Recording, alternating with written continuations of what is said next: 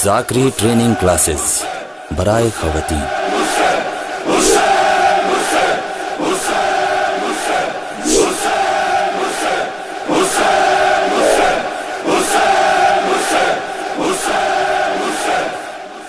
اعوذ باللہ من الشیطان الرجیم، بسم اللہ الرحمن الرحیم، الحمد للہ رب العالمین، خالق السماوات والارضین، باعث الانبیاء والمرسلین، ثم الصلاة والسلام علی رسولہ الکریم وعلی اہل بیتہ الطیبین الطاہرین المعصومین المظلومین المنتجبین، سیما بقیۃ اللہ فی الارضین، ولعنۃ الدائمۃ علی اعدائہم اجمعین من اول ظلمہم الی قیام یوم الدین۔ اما بعد فقد قال الحکیم فی کتابہ العظیم وهو اصدق الصادقین وقولہ الحق۔ بسم اللہ الرحمن الرحیم، اللہ اخرجکم من بطون امہاتکم لا تعلمون شیئا وجعل لکم السمع والابصار والافئدہ لعلکم تشکرون۔ صلوات پڑھ لیجیے محمد وعلی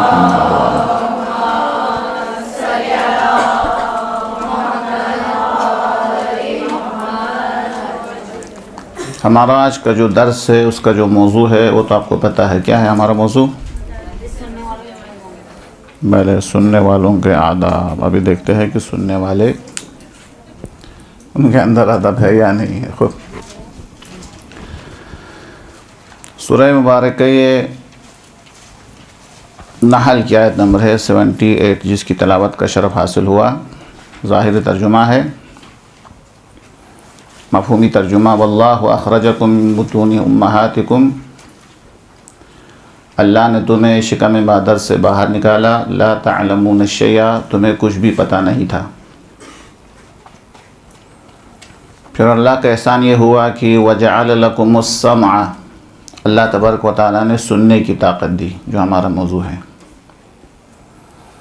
والابصار، پھر دیکھنے کے لیے اللہ نے آنکھیں عطا کی، اللہ نے کان دیے تاکہ مواعظہ کو سن سکے، والابصار، اللہ نے آنکھیں دی تاکہ آیات الہی کو دیکھ سکے، والافئدہ، پھر اللہ نے انسان کو قلب سے بھی نوازا، دل بھی عطا فرمایا تاکہ عظمت کو درک کر سکے، لعلکم تشکرون، تاکہ تم اللہ کا شکریہ ادا کر سکے۔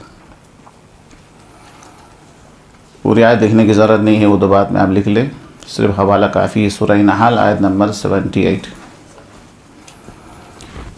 دوسری آیت جو سب کو یاد ہے، وَإِذَا قُرِئَ الْقُرْآنُ فَاسْتَمِعُوا لَهُ، جب تمہارے سامنے قرآن پڑھا جائے تو غور سے سنو، وَأَنصِتُوا، خاموش ہو جاؤ، لَعَلَّكُمْ تُرْحَمُونَ، شاید تمہارے اوپر رحمت نازل ہو۔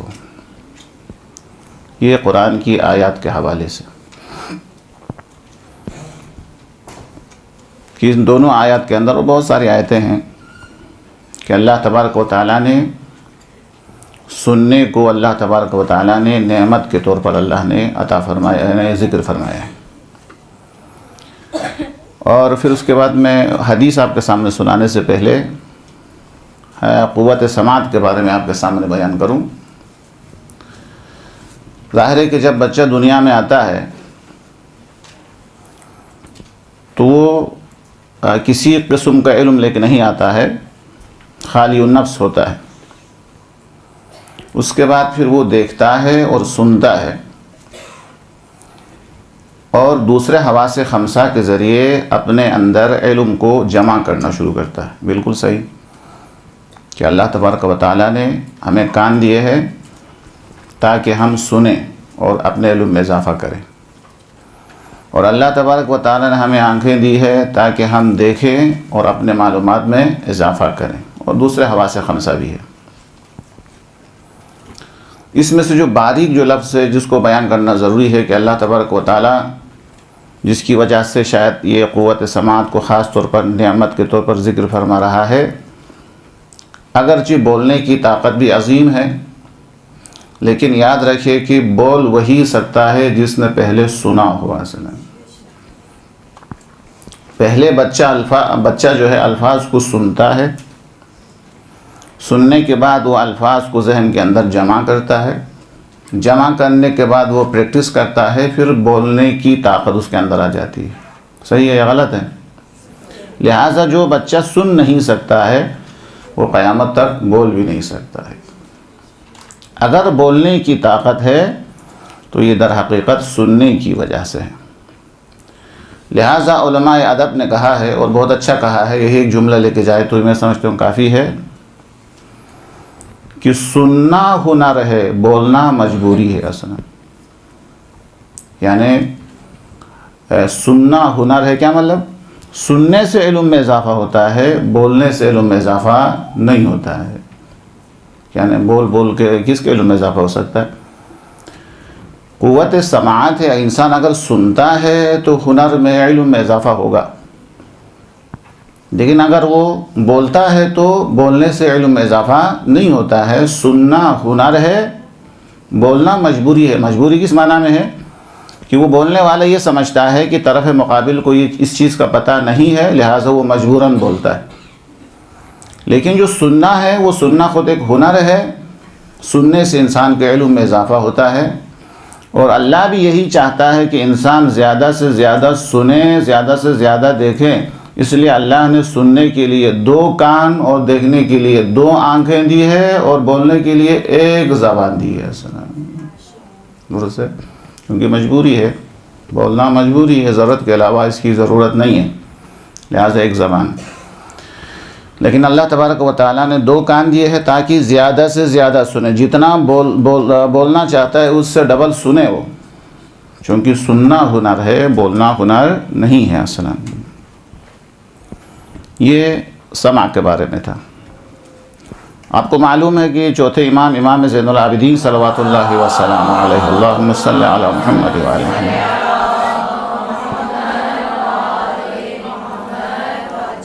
آپ کی جو ہے ایک کتاب ہے، کتابچہ ہے جس کو کہہ سکتے ہیں، بہت بڑی کتاب تو نہیں ہے، رسالۃ الحقوق، اس میں آپ نے چند جملے ارشاد فرمائے۔ آپ اس کو بھی شاید لکھنا ضروری نہیں ہے، آپ صرف مفاہیم لکھے کافی ہے، باقی آپ کہیں بیان کرنا چاہے تو رسالہ حقوق سے اس خطبے کو چند جملے ہیں جو میں آپ کے سامنے الفاظ کے ساتھ بیان کرتا ہوں۔ وَأَمَّا حَقُّ السَّمْعِ، اللہ نے یہ سننے کی جو تمہیں طاقت دی ہے، اس کا حق تمہارے اوپر یہ ہے، فَتَنزِيهُ عَنْ سِمَاعِ الْغَيْبَةِ، اللہ نے سننے کے لیے جو کان دیے ہیں، اس کا حق یہ ہے کہ اس سے غیبت نہ سنی جائے، اصلا کسی اور کی برائی نہ سنے۔ اللہ نے کسی کی برائی سننے کے لیے اللہ نے کان نہیں دیے ہیں، بلکہ اللہ تبارک و تعالیٰ نے علم و ہنر سیکھنے کے لیے، معلومات میں اضافہ کرنے کے لیے اللہ تبارک و تعالیٰ نے یہ نعمت دی ہے۔ اس کا شکر یہ ہے، اس کا حق یہ ہے کہ غیبت نہ سنے۔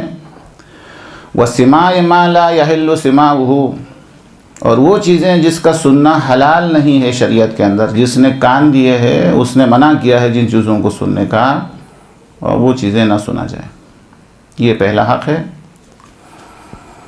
وَتَنزِيهُهُ أَن تَجْعَلَهُ طَرِيقًا إِلَىٰ قَلْبِكَ،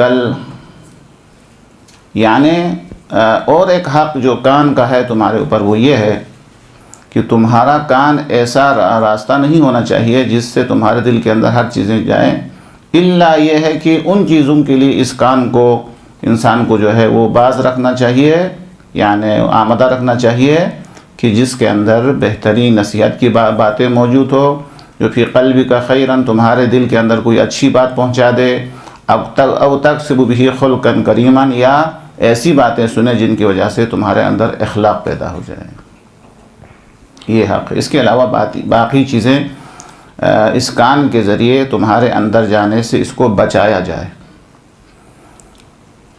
غیبت نہ سنیں، کیا نام ہے، جو حرام ہے ان چیزوں کو نہ سنیں، وہ آواز جو سننا حرام ہے وہ نہ سنیں، اور ہر چیز کو اس کان کے ذریعے باطن کے اندر جانے سے روک لیں، صرف وہی چیزیں دل کی طرف جانے کی جو ہے اجازت دے، ان کو جانے دے جس بات کے اندر تمہارے لیے کوئی خیر کی بات ہو، یا جس کی وجہ سے اخلاق کریمہ میں اضافہ ہوتا ہو۔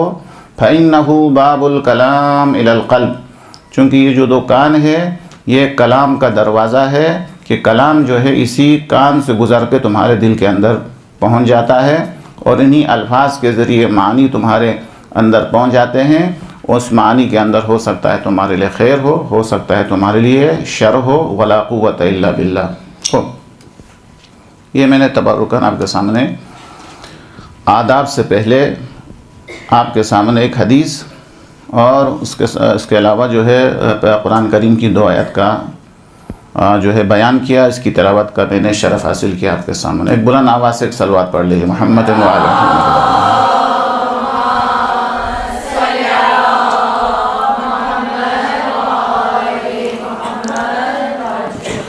ہمارا نفس جو ہے حوض کے مانند ہے، اس حوض کے اندر پانی آتا ہے، نل کے ذریعے بالکل اسی طریقے سے ہمارے نفس کے اندر، ہماری عقل کے اندر معلومات اس کے اندر جمع ہو جاتی ہے۔ کس کے ذریعے؟ کان کے ذریعے، آنکھوں کے ذریعے، باقی حواس خمسہ کے ذریعے۔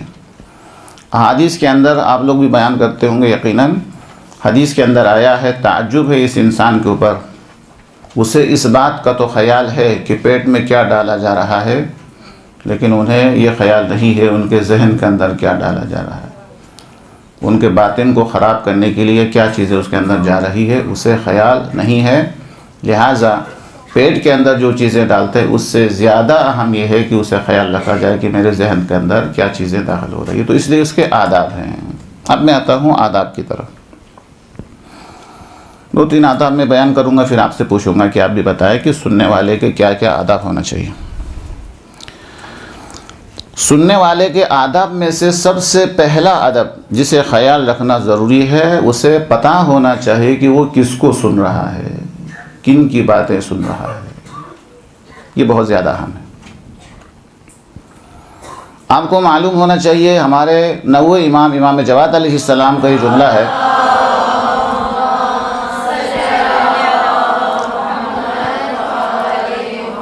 من اصغى الى متکلم فقط عبد۔ اگر کوئی شخص کسی بولنے والے کو سن رہا ہوتا ہے تو یہ سننا اس کی بندگی کرنے کے برابر ہے، عبادت کے برابر ہے، گویا کہ وہ اس کی بندگی کر رہے ہیں۔ اب یہ دیکھیے، جس طریقے سے کسی تحریر کو پڑھنے کے لیے پوری توجہ کا ہونا ضروری ہے، توجہ کے بغیر وہ نہیں پڑھ سکتا ہے، بالکل اسی طریقے سے جب تک پوری توجہ نہ ہو وہ سن بھی نہیں سکتا ہے۔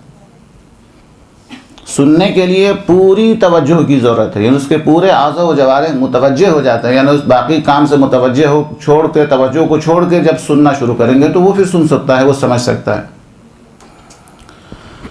تو امام فرماتے ہیں کہ اگر کسی متکلم کو غور سے سنتا ہے، من اصغى الى متکلم فقط عبد، اگر کسی متکلم کو بات کرنے والے کو سن رہا ہے تو یہ سننے والے کی بندگی ہے، اس کی اطاعت کر رہے ہیں ہم۔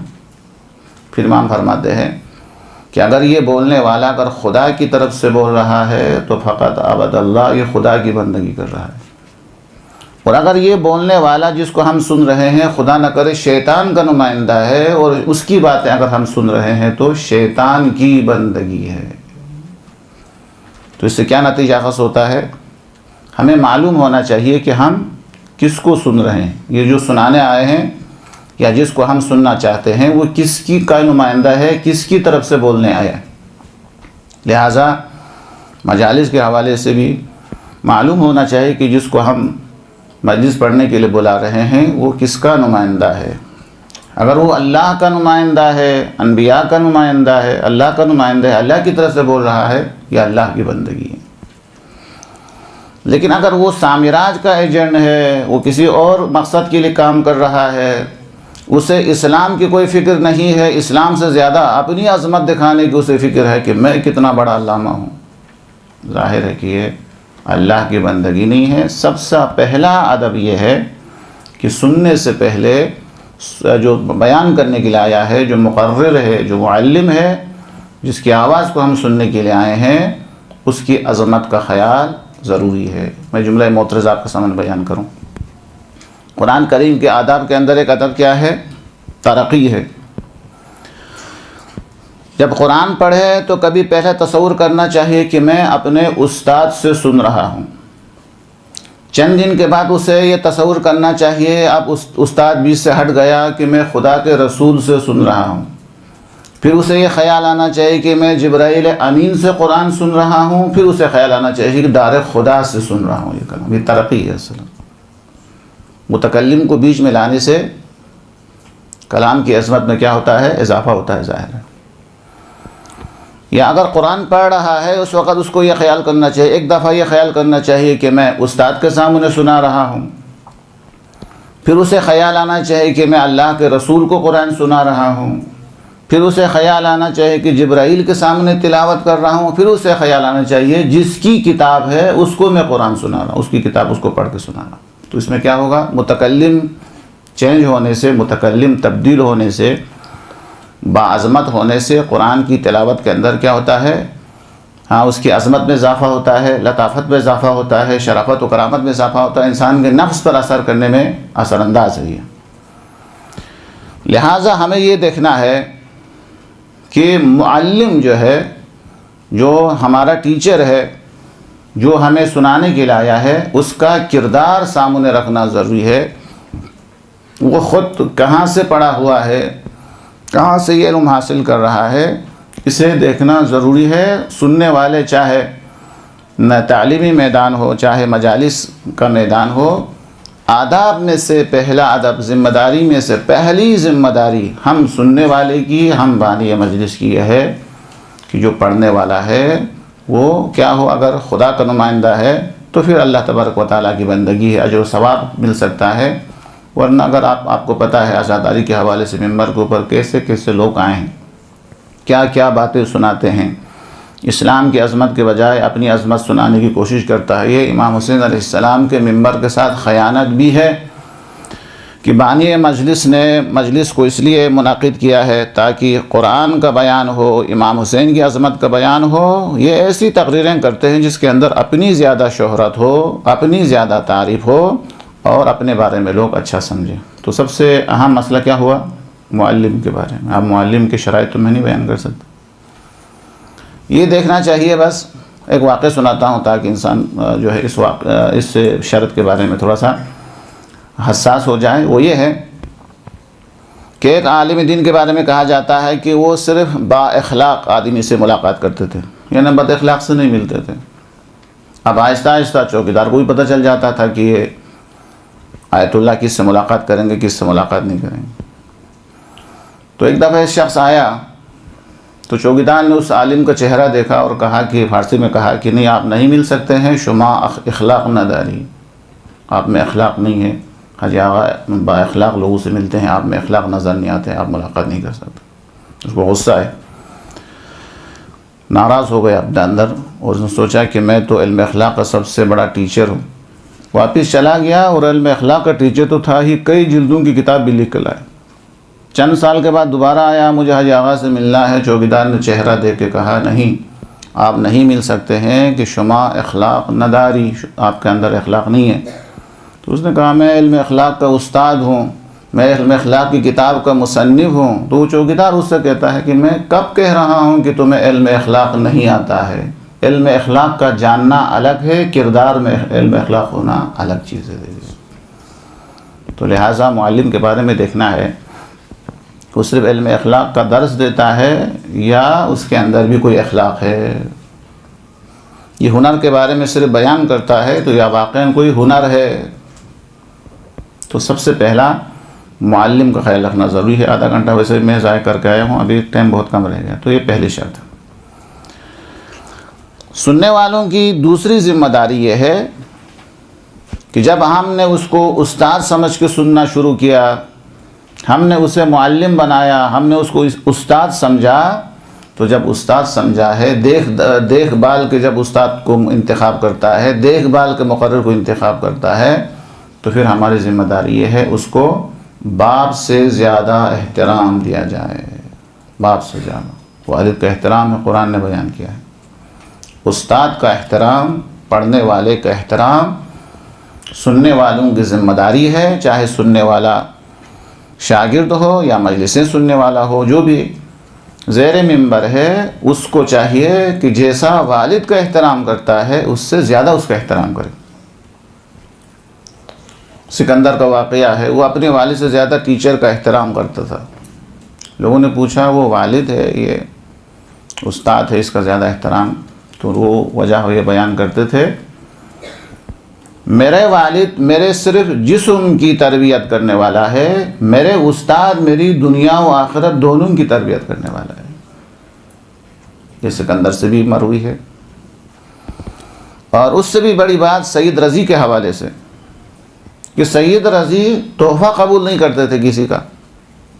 ایک دن ان کے استاد محترم نے ایک بہترین مکان بنا کے سید رضی کو دیا، کہا آپ جا کے وہاں جا کے رہائش اختیار کیجئے۔ انہوں نے استاد سے بھی معذرت کر لی، کہا نہیں، میں چونکہ کسی کا ہدیہ کسی کا احسان اپنے اوپر نہیں لیتا، میں کسی سے ہدیہ قبول نہیں کرتا، کسی کا احسان نہیں رکھنا چاہتا ہوں میں، حتیٰ میں والدین بھی کچھ دیا تو اس وقت بھی منع کرتا ہوں، ان کے والدین ہیں کہ میں والدین کو بھی بہت سے تحفے کے اندر والدین کو بھی منع کر چکا ہوں، مجھے ایک مکان قبول نہیں ہے، یہ مکان میرے لیے منظور نہیں ہے، چونکہ ہدیہ قبول کرنے سے انسان احسان کے اندر آ جاتا ہے۔ ظاہر ہے کہ احسان کرنے سے انسان کیا بنتا ہے؟ غلام بنتا ہے۔ مولا کا فرمان، تعجب ہے ان انسانوں پر جو پیسہ دے کر غلام کو آزاد کرتے ہیں۔ یہ لوگ غلام آزاد کرنے کے بجائے آزاد انسان پر احسان کر کے آزاد انسان کو اپنا غلام کیوں نہیں بناتے ہیں؟ اصل میں احسان کرنے سے کیا ہوتا ہے؟ غلام ہوتا ہے۔ تو شاید مثال کس پر ہے؟ باپ سے زیادہ استاد کا احترام ہے۔ تو سید رضی نے کہا کہ میں اپنے والدین سے تحفہ نہیں لیتا ہوں، تو کم سے کم میرے اوپر احسان ہو۔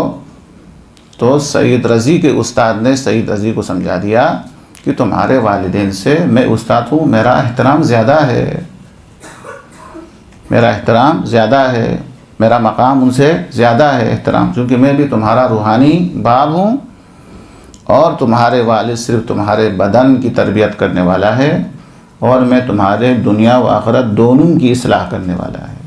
ہم دنیاوی حوالے سے تم کامیاب رہو گے استاد کی وجہ سے، ہم آخرت کے اندر بھی سرخ رو اور کامیاب رہو گے۔ تو دوسری ذمہ داری زیادہ تبصرے کے بغیر یہ ہو گئی کہ اگر کسی کو ہم نے دیکھ بھال کر صحیح سمجھ کے کسی کو استاد بنایا ہے، یا کسی کو معلم بنایا ہے، یا اس کو ممبر پر بٹھایا ہے، تو اس کا احترام والد سے زیادہ ہونا چاہیے۔ خوب کچھ چیزیں آپ بتائیں گے، ابھی میں ایک دو اور بتاؤں گا، آپ کو موقع دے رہا ہوں۔ آداب کے اندر یہ بیان کیا گیا ہے اور علماء نے بیان فرمایا ہے کہ آپ کو دیکھنا چاہیے کہ یہ جو آپ کا جو استاد ہے، جو آپ کو پڑھانے کے لیے آیا ہے یا درس دینے کے لیے آیا ہے، یا جو معلم ہے، اسے دیکھنا چاہیے کہ یہ آدمی معلم جو بن کے آیا ہے کتابیں پڑھ کے استاد بنا ہے یا استاد کے پاس پڑھ کے استاد بنا ہے۔ ان دونوں میں فرق۔ صحافیون جسے کہتے ہیں، حدیث کے اندر بھی آیا ہے، پیغمبر فرماتے ہیں، میں حوالہ بھی دیتا ہوں، حدیث میں رسول کریم فرماتے ہیں وَإِيَّاكُمْ وَأَهْلَ الدَّفَاتِرِ وَلَا يَغُرَّنَّكُمْ صَحَفِيُّونَ، بہار انوار جلد نمبر 2 صفحہ نمبر 105، بہار جلد 2 اور صفحہ نمبر 105۔ پیغمبر فرماتے ہیں کہ اہل دفاتر، ان سے اپنے آپ کو بچاؤ، وَلَا يَغُرَّنَّكُمُ الصَّحَفِيُّونَ، جو صحیفہ پڑھ کے، جو صرف کتابیں پڑھ کے جو معلم بنا ہے، اس سے اپنے آپ کو پرہیز کرو۔ وہ اگرچہ تمہیں فائدہ پہنچانے کی کوشش کرے گا، لیکن چونکہ خود تجربہ کار استاد کے زیر سایہ نہیں رہا ہے، ان کی تحریر میں، ان کی گفتار کے اندر یقیناً ایسی باتیں آ جائے گی جو تمہارے لیے نقصان دہ ہیں۔ تو استاد سے پڑھنا ضروری ہے کہ وہ استاد جو ہے وہ اس سے حاصل کیا ہوا درس انسان کی طرح۔ یہ تقریباً میں نے 3 بتایا۔ چوتھا، استاد کے سامنے تواضع، استاد کا احترام، یہ دونوں بھی سننے والوں کے ذمہ داریوں میں شامل ہے۔ تواضع نہیں ہوگا تو ظاہر ہے کہ ان کی باتیں ہمارے دل پہ نہیں اترے گی۔ تواضع کے مقابلے میں کیا ہے؟ تکبر ہے۔ استاد زمین کو آباد کرنے والے پانی کے مانند ہے، اور سننے والے آباد ہونے والی زمین کے مانند ہے۔ بقول شاعر کے ہرگز نہ خورت آب زمینے کی بلند است، اگر پانی سے زیادہ زمین بلند ہو تو وہ زمین کبھی آباد نہیں ہو سکتی۔ اصلا تواضع اور انکساری سننے والوں کی ذمہ داریوں میں شامل ہے، اس کے بغیر وہ سیراب نہیں ہو سکتا ہے۔ پانی جو انسان کو حیات دینے والا ہے، نباتات کو حیات دینے والا ہے، ہر جاندار کو حیات دینے والا ہے، وہ بلندی کی طرف نہیں جاتا ہے، طبیعتاً وہ نیچے کی طرف آتا ہے، بہتا ہے پانی۔ تو لہٰذا اگر سننے والا اپنے آپ کو بولنے والے سے بہتر سمجھتا ہے، اپنے آپ کو اس سے بڑا سمجھتا ہے، تو ظاہر ہے وہ معلم سے کچھ بھی نہیں حاصل کر سکتا ہے۔ اسی طریقے سے اگر اس کا احترام نہیں ہے استاد کا اس کے دل میں، تو بھی وہ کچھ حاصل نہیں کر سکتا ہے۔ زمانہ قدیم کے اندر کتنے لوگ جو کامیاب رہیں، وہ اس وجہ سے کامیاب رہیں، وہ استاد کو اتنا احترام دیتے تھے کہ استاد درس کے لیے گھر سے نکلنے سے پہلے دروازے پہ کھڑے ہو جاتے تھے، اور استاد کے ساتھ ساتھ درس میں جاتے تھے، اور درس ختم ہونے کے بعد استاد کو گھر تک چھوڑنے کے لیے جاتے تھے، تواضع اور انکسار کے لیے۔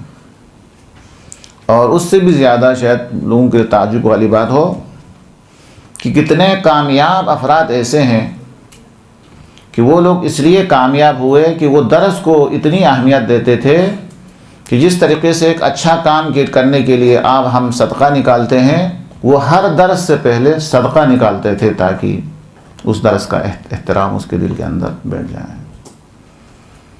تو ظاہر ہے اتنا تواضع اور اتنا احترام، اتنی عزت اگر ہو تو اللہ تبارک و تعالیٰ بھی اس احترام کی وجہ سے، اس تواضع کی وجہ سے اس ایسے شخص کو، ایسے سننے والے کو اللہ تبارک و تعالیٰ سیراب فرماتا ہے۔ اصل یہ غالباً چوتھا ہو گیا۔ پانچویں آداب میں سے ایک ادب یہ ہے کہ اگر ہم سامعین ہیں، سننے والا ہے، تو استاد کے سامنے اپنا چہرہ بھی ایسا رکھے جیسا کہ درس کا شوق رکھتا ہے، اپنا لباس سے بھی اندازہ ہو جائے کہ یہ آدمی علم دوز ہیں، اور دل بھی جو ہے وہ، اور ذہن بھی، اور آنکھیں بھی، اور کان بھی، سب کے سب متوجہ ہونا چاہیے کس کی طرف؟ استاد کی طرف۔ اس سے کیا ہوگا؟ ظاہر ہے کہ پڑھنے والا استاد ہوشیار ہوگا، اسے پتہ چلے گا کہ میرا درس کا یہ لوگ احترام کرتے ہیں، اور اس کو غور سے سنتے ہیں، اور اس پر یہ عمل کرنے کی کوشش کرتے ہیں۔ تو سننے والوں کی ذمہ داریوں میں اہم ایک ذمہ داری یہ ہے کہ پڑھنے والے استاد کو ظاہر بھی کرے، یعنی ایک ہوتا ہے اندر سے احترام، ایک ہوتا ہے احترام کو ظاہر کرنا، شوق کو ظاہر کرنا۔ جیسے عدالت کے بارے میں کہا جاتا ہے، عدالت معاشرے میں ہونا کافی نہیں ہے، عدالت نظر بھی آنی چاہیے۔ تو عدالت ہونا الگ چیز ہے، اور عدالت کا معاشرے کے اندر ظاہر ہونا ایک الگ چیز ہے۔ مقام ثبوت الگ ہے، مقام اثبات الگ ہے۔ انسانوں میں سے، ہم میں سے بہت سارے ایسے ہیں کہ حقیقت میں کچھ اور ہے لیکن نظر کچھ اور آتے ہیں۔ لیکن بہرحال مقام اظہار کا بھی ایک خاص ایک اثر ہے، خاص ایک اہمیت ہے۔ لہٰذا ہمارا چہرہ میں جو سے سننے والے ہیں، ان کا چہرہ، ان کا لباس، ان کا قلب، اس سے یہ ظاہر ہونا چاہیے کہ وہ علم سے محبت کرنے والا ہے، علم کا شوق رکھنے والا ہے۔ اچھا، پھر شوق کے حوالے سے بھی تھوڑا سا قصہ آپ کے سامنے اشارہ کروں، تفصیلات تو آپ کو نہیں بتاؤں۔ جناب موسیٰ علیہ السلام صاحب شریعت نبی ہے، صاحب شریعت ہے۔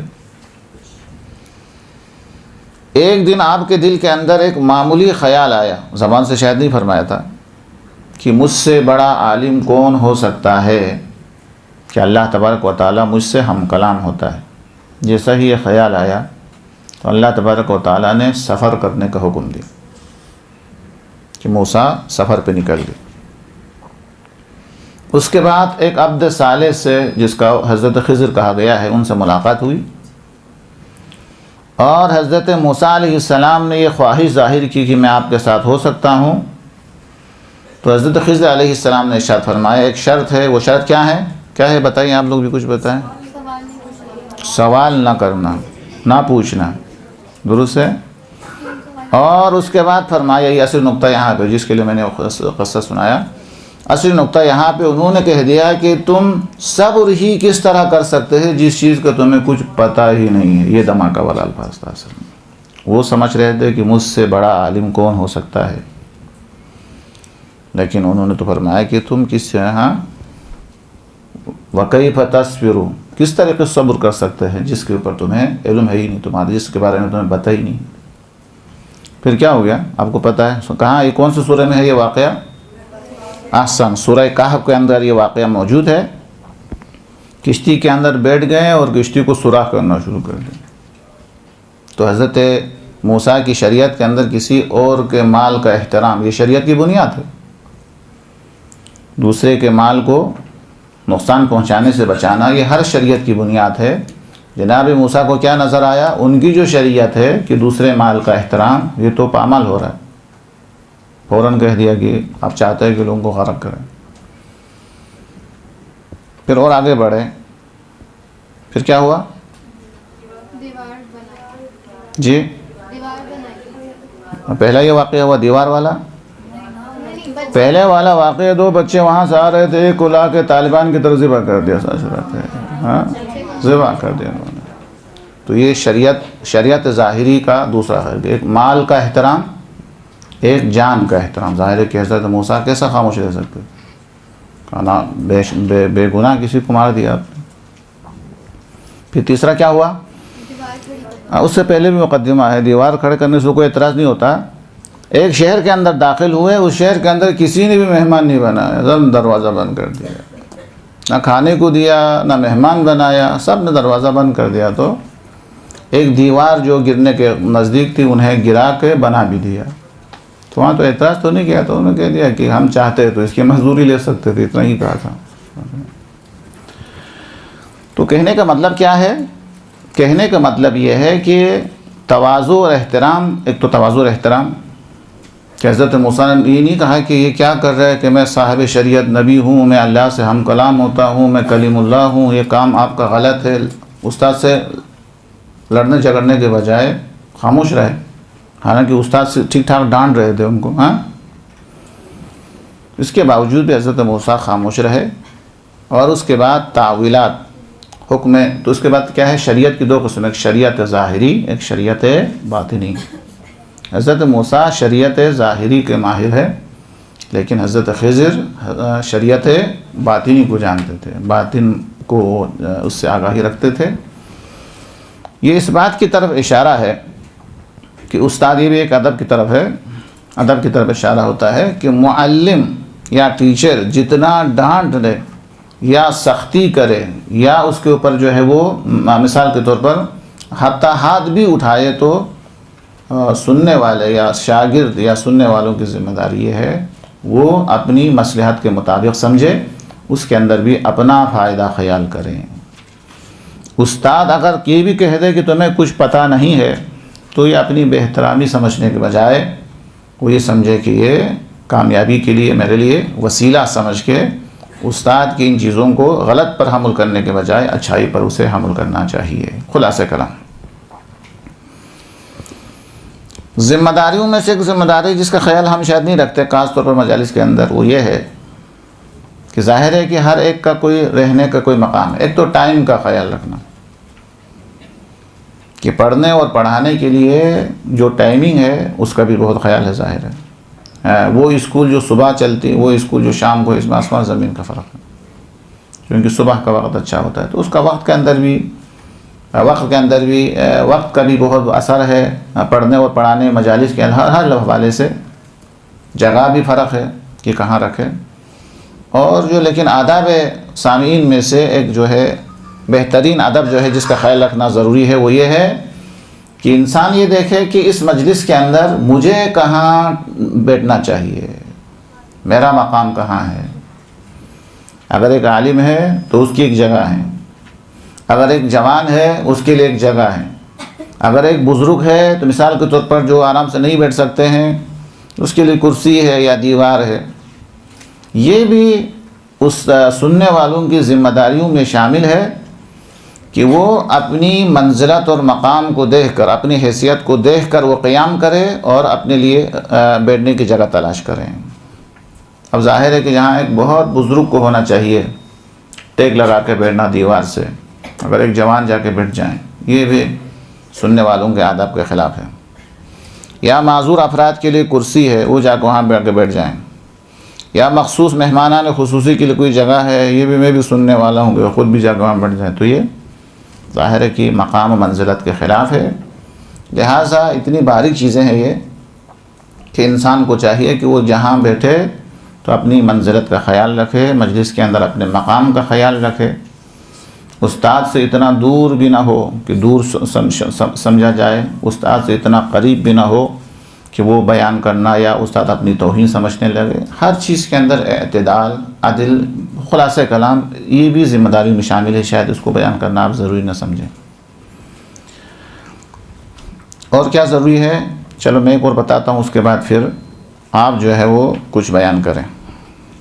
ان شرائط میں سے، ان آداب میں سے جو سننے والے کے لیے ضروری ہے وہ یہ ہے کہ مجلس سنتے وقت یا درس کے اندر موجود ہو تو تسبیح سے کھیلنا، موبائل سے کھیلنا، یا دائیں بائیں دیکھتے رہنا، یا کسی اور سے باتیں کرنا، یہ تمام کے تمام چیزیں وہ ہے جو آداب مجلس کے بھی خلاف ہے، اور پڑھنے والے کو جب ان چیزوں کے بارے میں پتہ چل جاتا ہے تو اس کا شوق ختم ہوتا ہے، اس کا جو جذبہ ہے اس کے اندر کمی آ جاتی ہے۔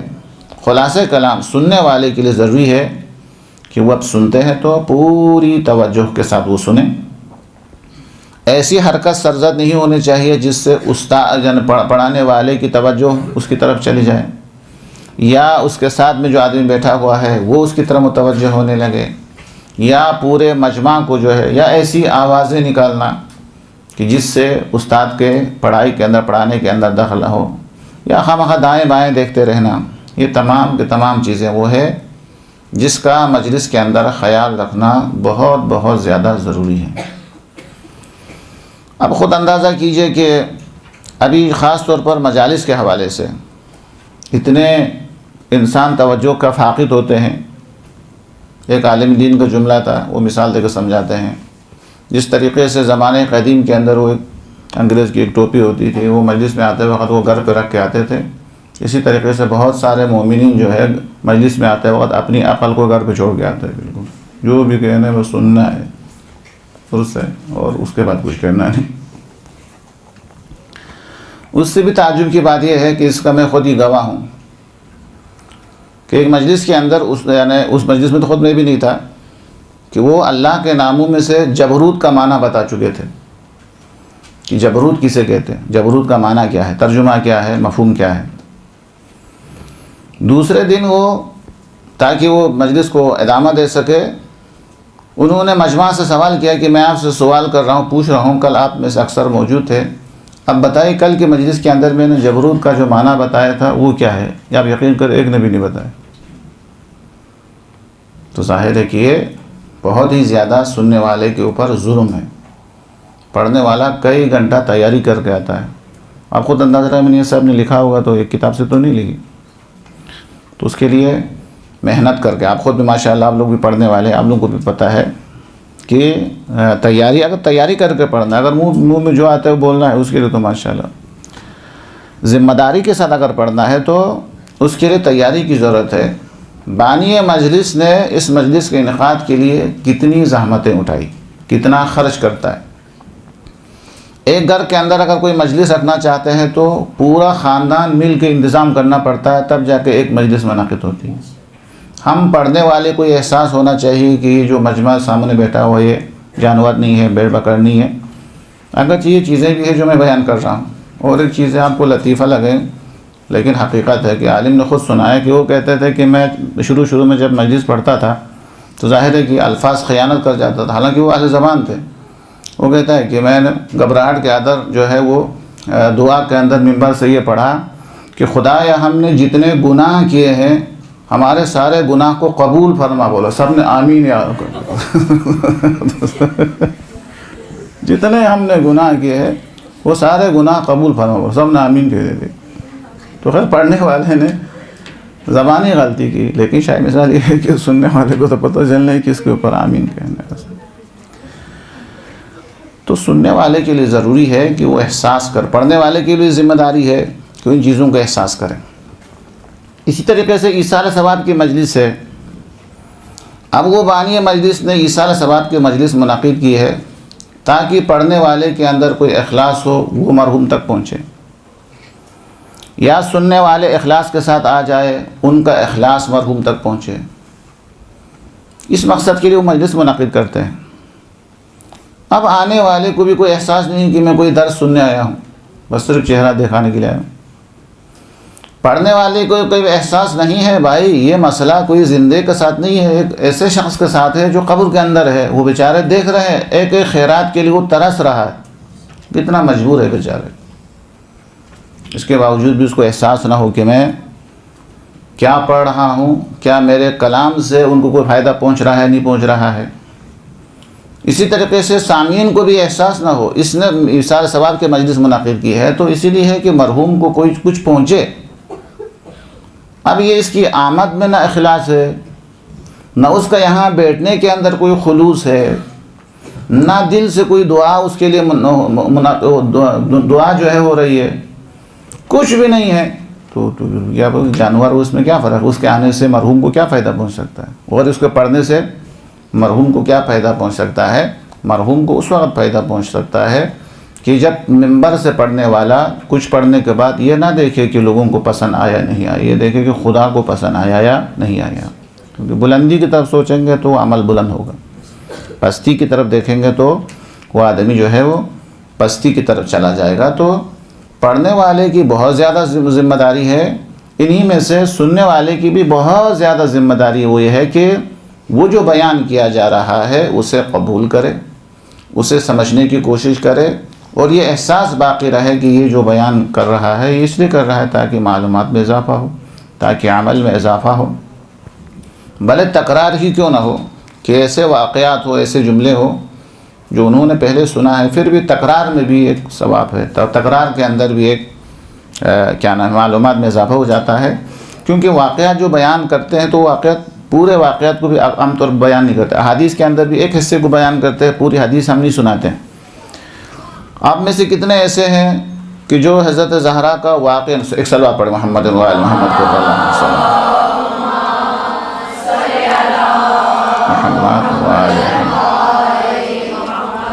یہ تو اب ممکن ہے کہ اس خطبے سے آپ نے ایک حصہ پڑھا ہوگا یا دو حصہ پڑھا ہوگا، لیکن اگر اس خطبے کو پورا پڑھیں تو پھر اس کے بعد پتہ چل جاتا ہے کہ اس کے اندر کیا ہے۔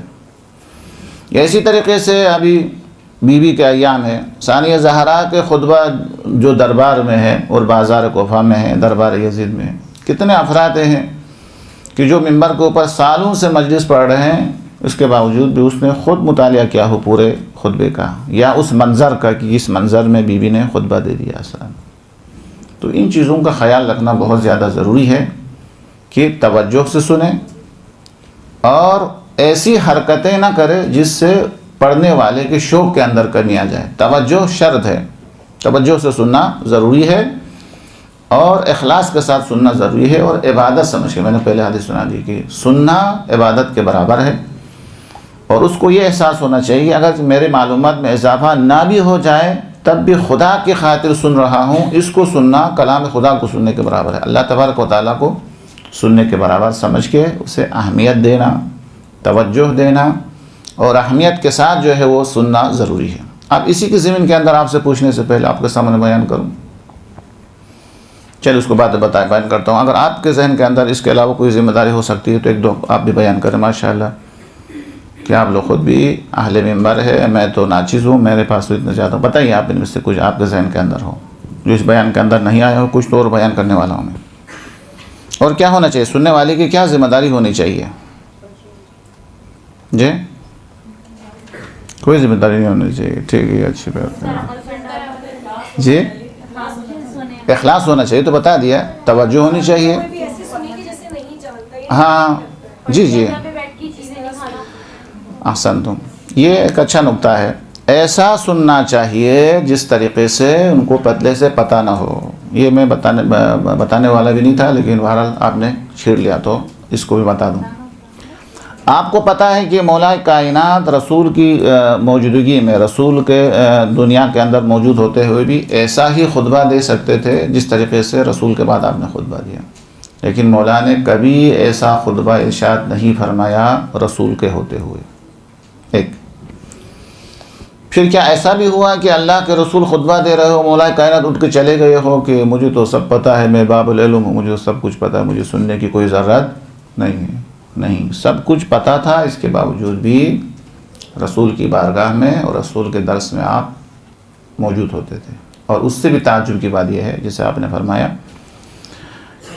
کہ اللہ کے رسول خطبہ دیتے تھے، علی کو پہلے سے سب کچھ معلوم تھا، اس کے باوجود بھی علی اس طریقے سے سر ہلاتے تھے جیسا کہ علی کو پتہ ہی نہ ہو، پہلی دفعہ پتہ چلے. اصل یہ کیا ہے؟ احترام. وہ احترام کے زمرے میں آتا ہے اصل میں، احترام معلم کے احترام ہے نا، اس طریقے سے پیش آنا جیسا کہ مجھے کچھ پہلے سے پتہ نہ ہو، یہ احترام استاد میں شامل ہے. یعنی معلوم ہونے کے باوجود بھی معلوم نہ ہونے کا درجہ دینا. اور اس سے بھی بڑی بات یہ ہے کہ اس طریقے سے سوال کرنا جیسا کہ خود کو کچھ پتہ نہ ہو. مولانا نے بڑے بڑے خطبے دیے، ان میں سے خطبہ منبر کے لیے بہت اچھا ہے، سارے خطبے اچھے ہیں، لیکن حالات حاضرہ کے لیے وہ ہے خطبہ نمبر 178 خطبہ نمبر 178 نہج البلاغہ کے اندر. وہ آج کے زمانے کے بارے میں آپ نے گفتگو فرمائی کہ لوگ کیا ہوں گے. فرماتے ہیں وَإِسْتِعْمَالِ صِغَارِكُمْ، ایک ایسا زمانہ آئے گا جس میں جو بزرگ ہے، جو تجربہ کار ہے، وہ پیچھے چلے جائیں گے، جو نا تجربہ کار ہے، جن کی عمریں ابھی مکمل نہیں ہے، جو بالغ و راشد نہیں ہے، وہ آگے آگے حکومت کریں گے. یہ ایک عجیب بات بھی ان لوگوں کے لیے. پھر فرماتے ہیں وہ زمانہ اتنا عجیب ہوگا، وَأَجْرُ الْمُعْطَى أَعْظَمُ مِنْ أَجْرِ الْمُعْطِي، ویسا شریعت کے اندر تو ثواب اس کو ملتا ہے جو دینے والا ہے، جس کا ہاتھ اوپر ہوتا ہے اس کو اجر ملتا ہے. وہ زمانہ اتنا خراب ہوگا کہ اللہ تبارک و تعالیٰ اس زمانے کے اندر دینے والے سے زیادہ لینے والے کو ثواب دے گا. دینے والے کو، عطا کرنے والے کو اتنا ثواب نہیں ملے گا جتنا لینے والے کو ملے. تفسیر ہے اس کی. پھر اس زمانے کے لوگوں کے لیے عجیب بات تھی. وہ کیا فرماتے ہیں وَيَحْلِفُونَ بِلَا حَاجَةٍ، اس زمانے کے اندر قسم کھانے کا حق ہونے کے باوجود بھی قسم نہیں کھاتے تھے خدا کو عظیم سمجھ کے. وہ زمانہ ایسا زمانہ آئے گا کہ قسم کھانے کی کوئی ضرورت نہیں ہے، ایڈوانس میں قسم کھاتے چلے جائیں. خام قسم، اس نے بھی نہیں کہا ہے، وہ بھی نہیں چاہتے قسمیں کھائے. وَيَكْذِبُونَ بِلَا عُذْرٍ، ویسے تو عذر ہو تو بھی انسان کو جھوٹ نہیں بولنا چاہیے. وہ زمانہ ایسا خراب ہوگا کہ کوئی عذر نہیں ہے، کوئی ضرورت نہیں ہے، پھر بھی جھوٹ بولے جائیں گے اس میں. اچھا، وہ جو خطرناک جملہ ہے وہ یہاں ہے وَيَسْكُرُونَ بِلَا شَرَابٍ، کہ اس زمانے کے لوگ شراب پیتے تھے تو مست ہو جاتا تھا، جب مست ہوتا تو سارے گناہ کر لیتے تھے. امام نے فرمایا وہ ایسا خطرناک زمانہ آئے گا کہ وہ شراب تو نہیں پئیں گے لیکن شرابی سے زیادہ مست ہوں گے. کہا وہ کس میں؟ بالنعمت والنعیم، عہدے کے اندر، نعمتوں کے اندر، دنیا کی نعمتوں کے اندر اس طریقے سے مست ہو جائیں گے جیسا شرابی مست نہیں ہوتا. اتنا شراب پینے والا شراب پینے کے چند گھنٹے کے بعد دوبارہ ہوش میں آ جاتا ہے، اور جو انسان اپنی نعمتوں کے اندر مست ہو جائے تو وہ ظاہر ہے کہ اس کی مستی کبھی ختم نہیں ہوتی ہے. تو عرض یہ کر رہا تھا کہ مولا کو یہ سب دیکھیں، اس زمانے کی باتیں تک پتہ ہے کہ یہ زمانہ جو ابھی اس زمانے میں ہے اس کے بارے میں بتانے والے علی جب رسول کے خطبے سنتے تھے ممبر سے تو اس طریقے سے ہلتے تھے جیسا پہلی دفعہ پتہ چلا ہو، بلکہ بعض مقامات پر جاننے کے باوجود سوال کرتے تھے، پوچھتے تھے.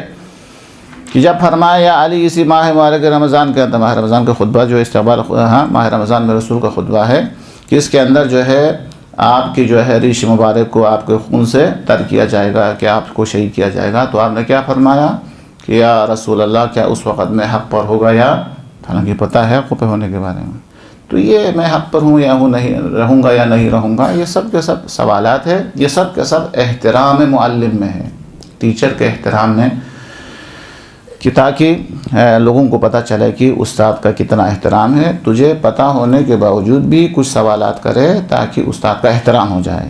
اپنے شوق کا پتہ چل جائے، اپنے ذوق کے بارے میں انسان کو اظہار کر سکے جیسے کہ، تو یہ بھی ضروری ہے انسان کے اندر کہ انسان جو ہے وہ متوجہ رہے. متوجہ ہونے کے علاوہ انسان جو ہے جاننے کے باوجود بھی اپنے آپ کو نہ جاننے کا درجہ دے دے اور اس کو سننا شروع کرے. ظاہر ہے کہ ہر آدمی سے جب سنتے ہیں تو معلومات میں اضافہ ہی ہوتا ہے. ٹھیک ہے، یہ بھی اچھا نقطہ تھا جو ذمہ داری میں شامل ہے. اور کیا ذمہ داری ہو سکتی ہے؟ جی ہاں، اس کے اندر آ گیا نا کہ بے جا حرکت نہ کرے، بےہودہ آوازیں نہ نکالے، دائیں بائیں نہ دیکھے، موبائل کے ساتھ نہ کھیلے، گیم وغیرہ کھیلے. اوپر سے ممبر سے مجلس پڑھ رہا ہے، وہ نیچے گیم کھیل رہا ہے. یہ نہیں ایسا ہونا چاہیے. ہاں، لباس کا بھی خیال رکھے کہ مجلس کے اندر ایک ایسا لباس پہن کے داخل ہوا کہ سب کی توجہ اس کی طرف چلی جائے. تو یہ سب آداب مجلس کے خلاف ہے، اور ذمہ داری میں شامل ہے کہ ان چیزوں کا انسان خیال رکھے اور پرہیزگاری اختیار کرے. اور کیا ہے؟ مجلس سننے کے بعد ذمہ داریوں میں شامل یہ ہے کہ پہلے عمل کرے، اس کے بعد والا خود ہی بیان کرے. بیان کرنے کے علاوہ، عمل کرنے کے علاوہ لوگوں کو بیان بھی کرے. ہاں جی ہاں جی ہاں، یہ آسان، یہ بھی وہ بہت اہم نکات میں سے ہیں کہ عمل کی کوشش کرے. وہ تمام باتیں اس صورت میں انسان کو ثمر ملتا ہے، فائدہ ہوتا ہے کہ جب انسان عمل کرتا ہے. جس طریقے سے اگر ڈاکٹر سے، طبیب سے، اور اگر ہم نسخہ لے کے لے آئیں اور وہ نسخے کو یاد کرے، زبانی یاد کرے، سمجھے اور دوائی کے بارے میں تحقیق، لیکن دوائی نہ کھائے تو ظاہر ہے کہ اس کا علاج نہیں ہوتا ہے. جی جی آسان. تو یہ ہے کہ اس کے لیے ضروری ہے کہ انسان ان آداب کا خیال رکھے اور عمل کرے. اور اس کے علاوہ جس کا بیان کرنا ضروری تھا اور آپ نے اشارہ بھی کیا، آداب میں سے ایک ادب ذمہ داریوں میں سے ایک ذمہ داری یہ ہے کہ جو چیزیں ہمیں پتہ ہے پہلے عمل کرے، پھر عمل کرنے کے علاوہ وہ عمل دوسروں تک پہنچا دے. اصلاً یہ ہماری ذمہ داریوں میں شامل ہے کہ غدیر کے میدان میں کیا فرمایا کہ جو حاضر ہے وہ غائب تک پہنچا دے، اپنے بعد آنے والی نسلوں تک پہنچا دے. پیغام ایک کے بعد دوسرے تک پہنچانا بھی ہماری ذمہ داری میں شامل ہے. سننے والے کی ذمہ داری یہ ہے، سب سے پہلے ذمہ داری کیا ہو گئی کہ وہ پہلے سنے توجہ سے. دوسرا مرحلہ کیا ہوا کہ اگر قرآن کی آیات وغیرہ ہے، اگر احادیث وغیرہ ہے تو اسے صحیح طریقے سے پوری طرح حفظ کرے، اس کو یاد رکھے. اور تیسرا مرحلہ یہ ہوا کہ عمل کرے. اور چوتھا مرحلہ یہ ہوا کہ وہ پیغام دوسروں تک پہنچا دے.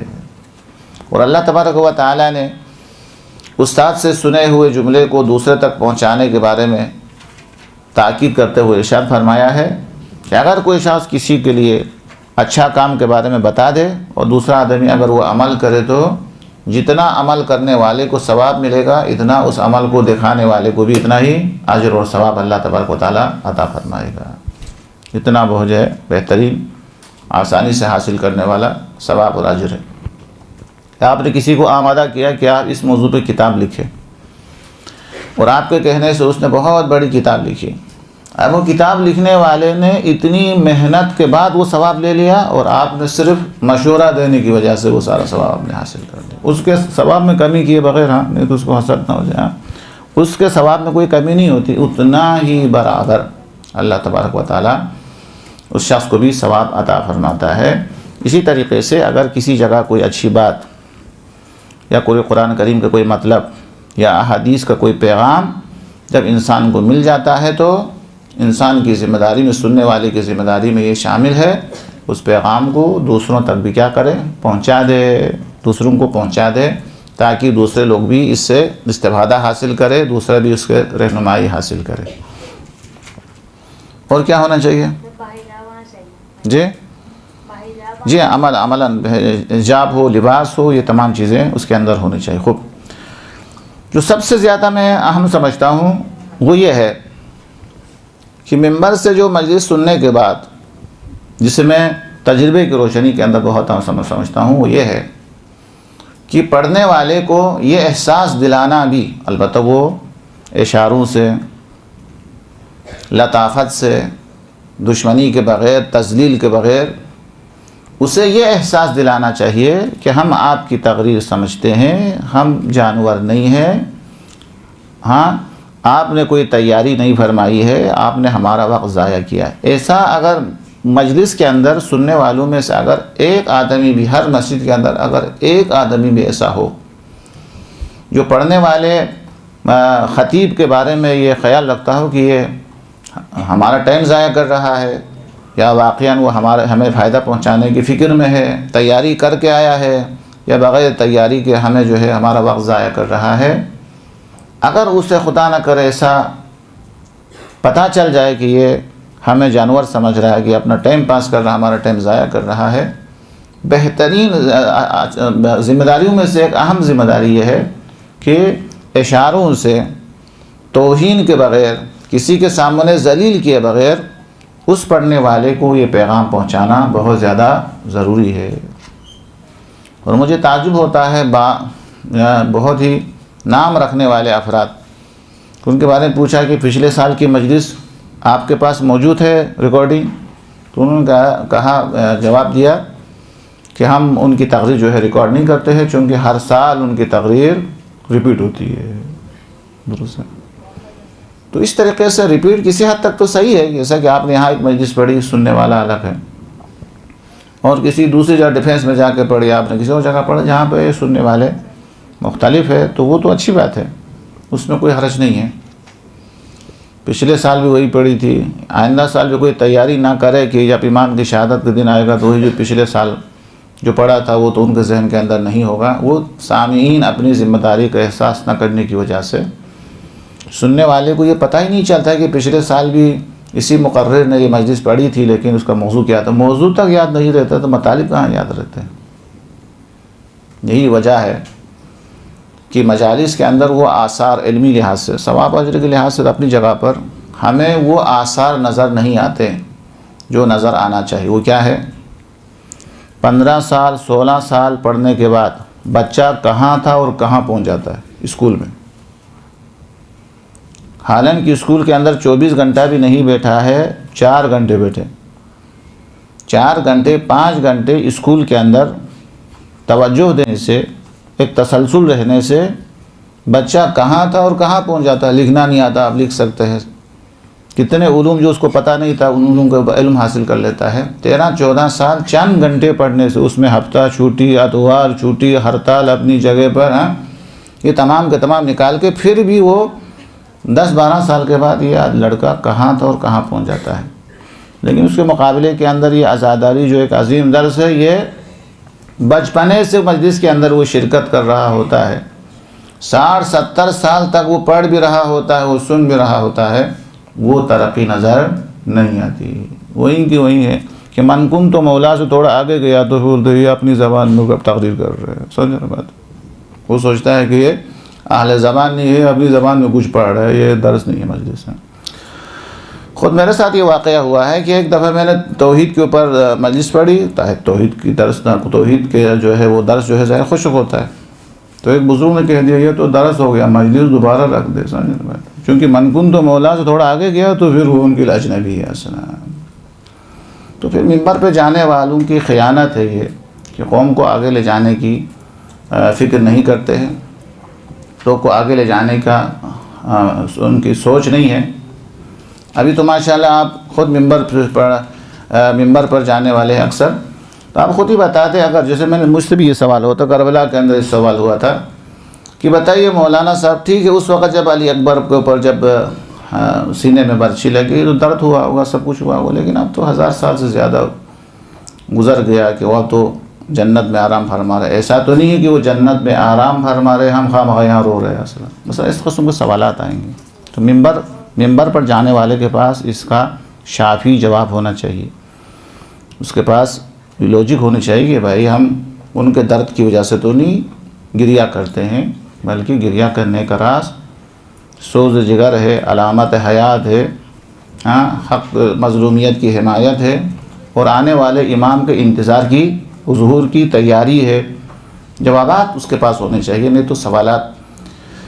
اب ایسی مجلسیں پڑھے کہ جس کے اندر آپ آگے نہیں بڑھیں گے، جب آگے بڑھیں گے تو سوالات آپ کے سامنے آئے، جب سوالات آپ کے سامنے آئے گا تو پھر ہمارے علم میں اضافہ ہوگا، لہٰذا ہمیں بھی پڑھنے والوں کی بھی ذمہ داری ہے کہ وہ سوالات اگر وہ نہیں کرتا ہے تو بھی خود کرے اور اس کا جواب دے دے کہ مجالس کا فلسفہ کیا ہے، یہ صرف اسی درد کی وجہ سے ہے نہیں، یا اور بھی اسباب ہے جس کے لیے مقاصد کو بیان کرے کہ کیا مقصد ہے۔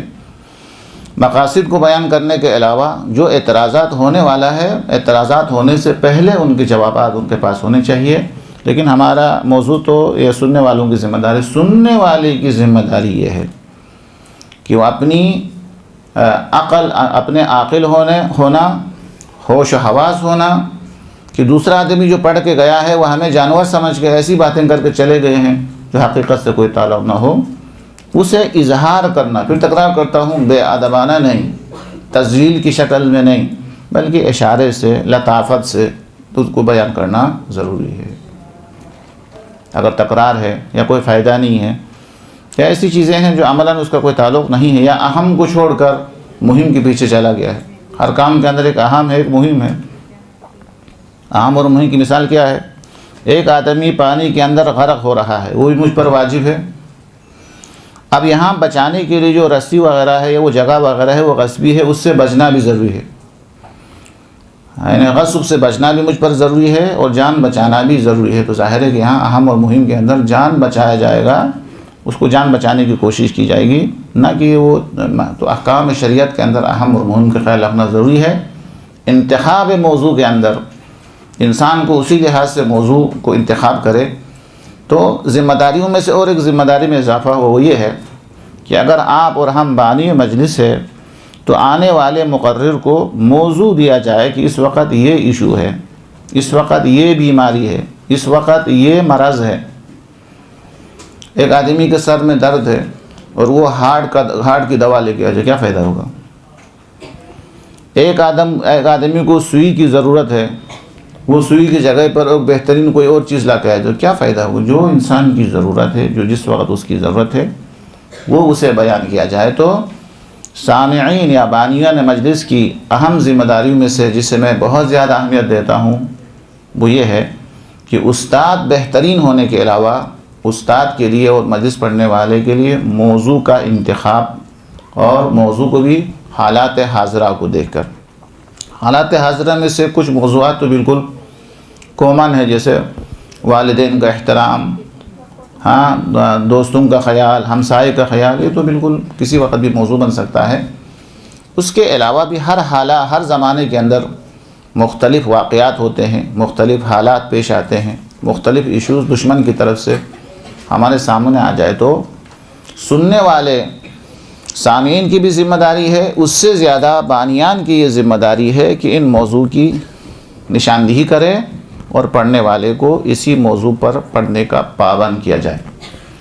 اور بالفرض اگر مجھ جیسا کوئی شخص جس کے پاس کوئی تیاری نہیں ہے یا علم نہیں ہے، مجھے موضوع بھی دیا گیا لیکن میں نے وقت کو ضائع کیا اور موضوع کے ساتھ وفا نہیں کیا، تو مجھ سے کہا جائے کہ ہم نے تو یہ موضوع دیا تھا اور یہ موضوع نے آپ نے صحیح طریقے سے بیان نہیں کیا۔ اور بھی ذمہ داریاں تو بہت ساری ہو سکتی ہے۔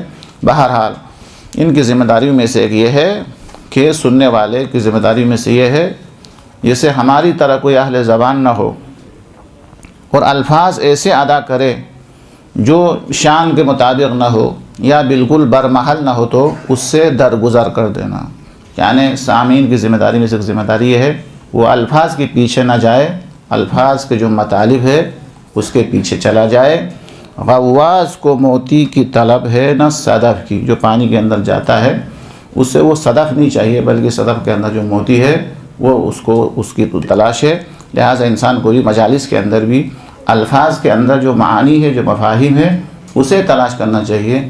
الفاظ کیسا ادا ہوا، لہجہ کیسا تھا، انداز بیان کیسا تھا، اس کے پیچھے نہیں جانا چاہیے۔ وہ علمی یا فکری دروس کا حصہ نہیں ہے، فکری دروس کے حصے کے اندر مطالب کو دیکھا جاتا ہے۔ اور بھی بہت زیادہ مطلب ذمہ داریاں بھی ہے، لیکن وہ انشاءاللہ اس کے اوپر پلس کر کے آپ سمجھیں اور لوگوں کو سمجھا دیں گے۔ اللہ سے ہماری دعا ہے کہ اللہ تبارک و تعالیٰ کو ہم سب کو علم و ادب اور عمل سب کی توفیق عطا فرما دے انشاءاللہ۔ جل